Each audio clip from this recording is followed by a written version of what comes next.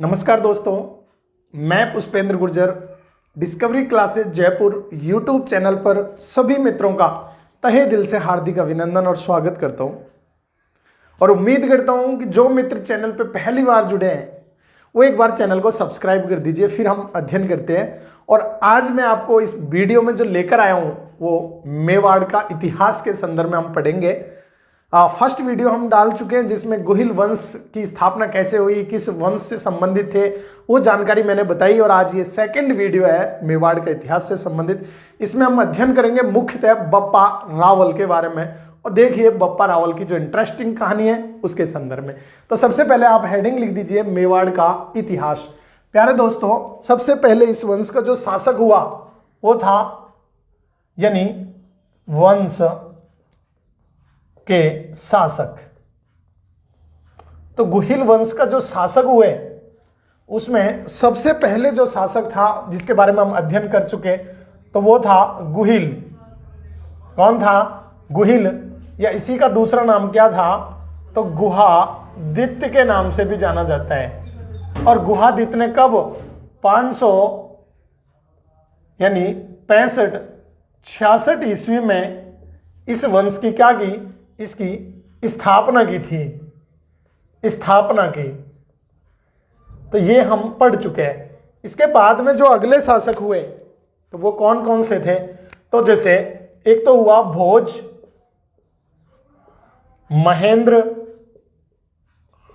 महेंद्र और नाग। ये शासक हुए थे। किसके बाद में?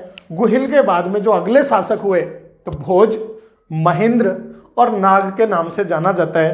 प्यारे दोस्तों, इस भोज को ख्यातों में भोजादित्य के नाम से भी जाना जाता है। कौन सा?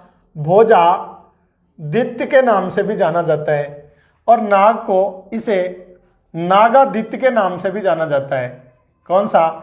नागादित्य। तो इसको भोजादित्य और नाग को नागादित्य के नाम से भी जाना जाता है। और बताया जाता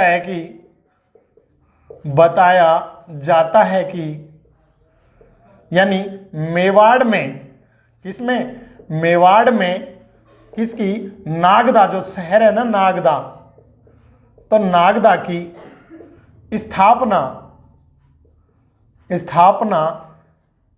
की। तो उनमें किसके द्वारा की गई? तो वो नाग के द्वारा मेवाड़ में नागदा की स्थापना की गई। और इसके बाद में जो अगला शासक हुआ वो था बप्पा रावल। कौन सा शासक हुआ? तो आप हेडिंग लिखो बप्पा रावल, जिसके बारे में हम आज इस कहानी इसमें पढ़ने वाले हैं। तो कौन था अगला शासक? बप्पा रावल। और ये बप्पा रावल जो शासक हुआ, बप्पा रावल। और प्यारे दोस्तों, जो बप्पा रावल जो शासक बना ये कब? तो 734 ईस्वी में ये शासक बना था। कब बना? तो 734 ईस्वी में मेवाड़ का राजा बना या मेवाड़ का शासक बना। इसकी बड़ी इंटरेस्टिंग कहानी है जो मैं आपको बताने वाला हूं कि इस बप्पा रावल का एक गुरु था जिसका नाम था गुरु हारित ऋषि। तो उस गुरु हारित ऋषि के आशीर्वाद से बप्पा रावल मेवाड़ का शासक बना था। और गुरु का नाम क्या था?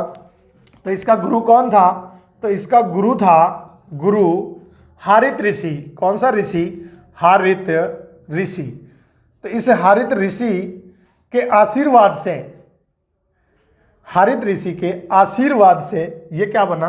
तो शासक बना। शासक आशीर्वाद से बना। इससे आशीर्वाद, तो ये आशीर्वाद से शासक बना था। अब इसकी कहानी क्या है? कई कहानियां इसकी प्रचलित है कि गुरु हारित ऋषि जो थे उसकी गायों को चराया करते थे। कौन? बप्पा रावल। हारित ऋषि की गायों को चराते थे। 12 वर्ष तक इसने हारित ऋषि की गायें चराई।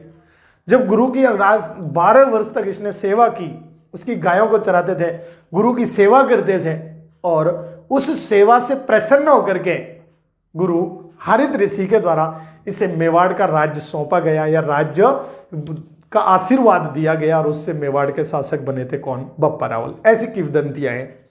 एक दूसरी जो कहानी है बप्पा रावल से संबंधित है कि हारित ऋषि देवलोक को गमन कर रहे थे और जब देवलोक को गमन कर रहे थे तो वो उनका जो विमान था हारित ऋषि का, विमान में बैठ चुके थे और जब निकलने वाले थे तो उन्होंने बप्पा रावल को आवाज लगाई किसने? हारित ऋषि ने। जब बप्पा रावल को आवाज लगाई, उनको बुलाया, तो हारित ऋषि के जो आवाज लगी तो बप्पा रावल को आने में थोड़ी सी देर हो गई। जब बप्पा रावल जैसे ही दौड़ते हुआ आया, तब तक बप्पा रावल जब दौड़ते हुआ आया तो हारित ऋषि का विमान थोड़ी ऊंचाई पर जा चुका था। तो जैसे ही बप्पा रावल ने बावा बावा बावा आवाज लगाई तो उसने हाथ नीचे किया और बप्पा रावल ने अपना हाथ ऊपर की तरफ किया।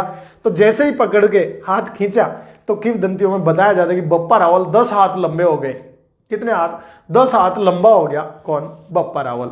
फिर हारित ऋषि ने उसके मुंह में, बप्पा रावल के मुंह में उसने ऐसे पिक थूकने की कोशिश की, उसको मुंह में थूकने की कोशिश की।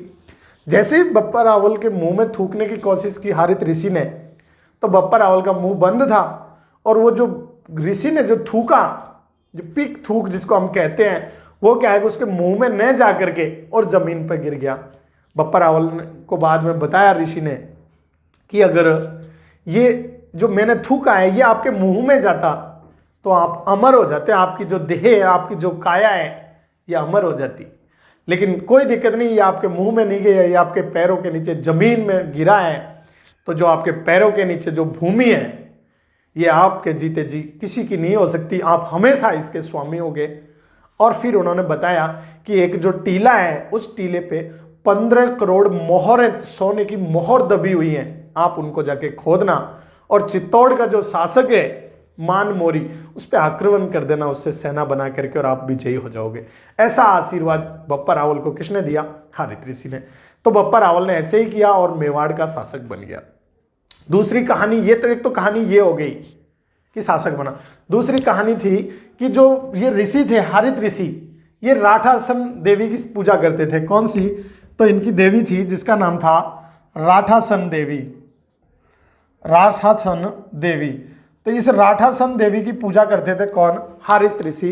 तो इस राठासन देवी की जो पूजा करते थे, और इसी को राष्ट्र सेना भी बोल देते हैं, राष्ट्र सेना, राष्ट्र सेना देवी।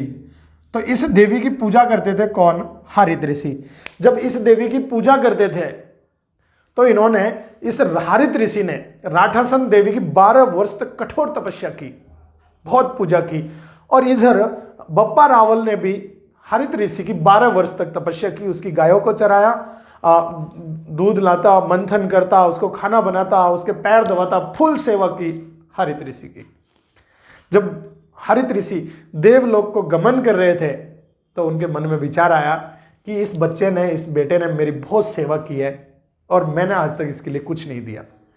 तो उन्होंने, हारित ऋषि ने इस राठासन देवी को की स्मरण किया और इसके लिए प्रार्थना की कि हे देवी, मैंने आपकी 12 वर्ष तक कठोर तपस्या की है, मैंने आज तक मेरे लिए कुछ नहीं मांगा आपसे, लेकिन आज मैं आपसे मांगना चाहता हूँ। राठासन देवी प्रकट हुई और उन्होंने मांगा कि इस बच्चे के लिए, ये मेरी बहुत सेवा करता है, ये मेवाड़ का राजा बनना चाहिए। राठासन देवी ने कहा कि ये मेरे बस की रोग नहीं है, इसके लिए आपको महादेव की पूजा करनी होगी। फिर हारित ऋषि ने महादेव की पूजा की और महादेव की पूजा करके महादेव को प्रसन्न किया। और महादेव को प्रसन्न किया, फिर बताते हैं कि नागदा में एक लिंग जी, यानी एक लिंग जो शिवलिंग है, महादेव की शिवलिंग अपने आप जमीन के अंदर से प्रस्फुटित हुई।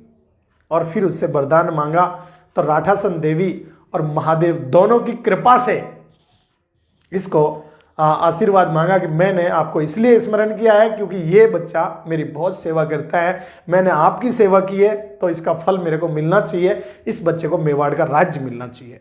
तो इस कहानी में बताते हैं कि उसमें तो पहले वाली में तो 15 करोड़ मोहरें दिखाई जाती हैं और इसमें थी कि वो 15 करोड़ नहीं, वो 56 करोड़, बस इतना डिफरेंस है, बाकी कुछ डिफरेंस नहीं है। इसमें बताते हैं कि 56 करोड़ मोहरें थी सोने की, उनको खोदा, फिर उनसे पैसे लेकर के, बेच करके पैसे लिए और उससे सेना तैयार की और चित्तौड़ के शासक मान मौर्य, यानी मौर्य जो शासक था मान मौर्य, उस पर आक्रमण किया और बप्पा रावल शासक बन गया यहाँ का। इसके अलावा बप्पा रावल के संदर्भ में बहुत सी कहानियां, किंवदंतियां प्रचलित हैं कि जो बप्पा रावल था ये एक झटवे में, एक तलवार से 2-2 भैंसाओं की जान ले लेता था। यानी जब एक तलवार मारता था तो एक साथ में 2 भैंसाओं की गर्दन अलग कर देता था, इतना बलशाली शासक था। और भी इसकी किंवदंतियां काफी प्रचलित है कि जब खाना खाने के लिए बैठता था तो 4 बकरों को खा जाता था ये। कितने बकरों को? 4 बकरों को एक बैठक में, एक डाइट में 4 बकरों को खा जाता था।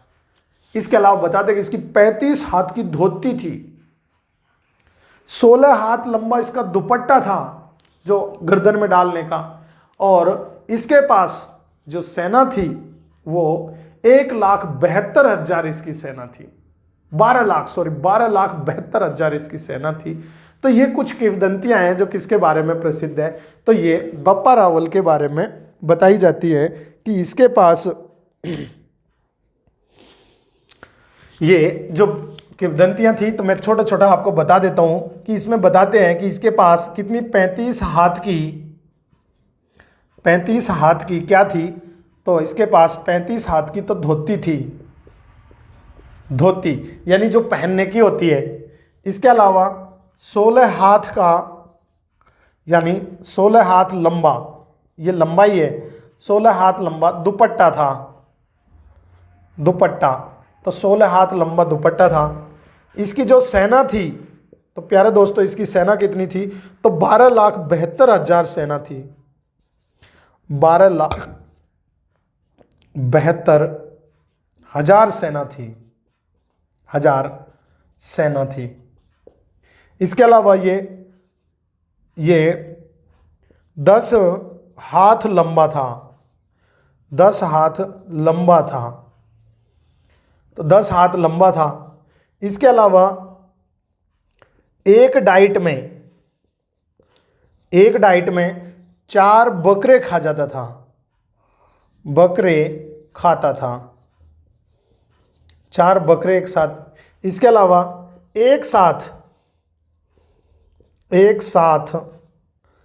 2 भैंसाओं की जान ले लेता था, भैंसाओं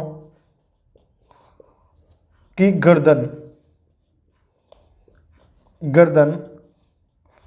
काट देता था, यानी एक तलवार के बार से, एक बार से। इसके अलावा इसकी काफ़ी किंवदंतियां इसकी प्रचलित हैं और बताया जाता है कि ये जो बप्पा रावल था, लास्ट में इसकी नागदा में इसकी मृत्यु हो गई। और नागदा जो एकलिंग जी का मंदिर बना हुआ है, उस एकलिंग जी के मंदिर से कुछ दूरी पर बप्पा रावल की यहाँ पर क्या बनी हुई है, छतरी बनी हुई है। तो आपको याद रखना है बप्पा रावल की इसकी मृत्यु, तो इसकी मृत्यु कहाँ पर हुई, तो इसकी नागदा में, नागदा, और नागदा कहाँ पर है, उदयपुर में इसकी मृत्यु हुई। यहीं पर नागदा में इसकी छतरी बनी हुई है, छतरी बनी हुई है, ठीक है। तो यहाँ पे नागदा में इसकी छतरी बनी हुई है, किसकी, बप्पा रावल की। तो ये हमको याद रखना था किसके संदर्भ में, बप्पा रावल के संदर्भ में। इसके अलावा इसने, बप्पा रावल ने मेवाड़ में सोने के सिक्के चलाए थे। तो इसके द्वारा आपको याद रखना है बप्पा रावल ने कहाँ पर, तो मेवाड़ में किसके, तो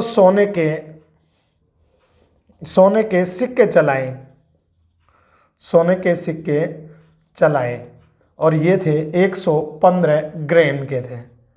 तो 115 ग्रेन के जो सोने के सिक्के मेवाड़ में अगर किसी शासक के द्वारा चलाए गए तो वो कौन था, बप्पा रावल शासक था। बप्पा रावल ने क्या किया कि बप्पा रावल ने इसको नागदा को अपनी राजधानी बनाया। किसको, तो यहाँ पे नागदा को अपनी राजधानी बनाया, अपनी राजधानी बनाया। तो किसको बनाया था, तो बप्पा रावल ने नागदा को अपनी राजधानी बनाया। इधर इसने नागदा में, कहाँ पर, नागदा में एक लिंग जी के मंदिर का निर्माण करवाया, एक लिंग जी के क्या बनवाया, मंदिर बनवाया। तो एक लिंग जी का मंदिर बनवाया, कहाँ पर, नागदा में।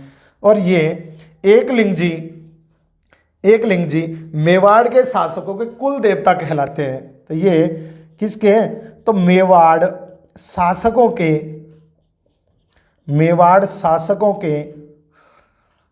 के क्या कहलाते हैं, ये तो कुल देवता कहलाते हैं, कुल देवता कहलाते हैं। तो मेवाड़ शासकों के कुल देवता कौन है? एकलिंग जी। और एकलिंग जी के मंदिर का निर्माण किसने करवाया? बप्पा रावल ने करवाया था। कहाँ पे? नागदा में। इसके अलावा जब मेवाड़ के शासक किसी युद्ध लड़ने के लिए जाते थे तो ये एकलिंग जी के सामने मन्नत मांगते थे, जिसको अपन कहते हैं आस का मांगना कहा जाता है। जो मेवाड़ शासक किसके सामने? एकलिंग जी के सामने जो मन्नत मांगते थे, क्या? मन्नत। इसको क्या बोलते हैं? तो आस का मांगना कहते हैं।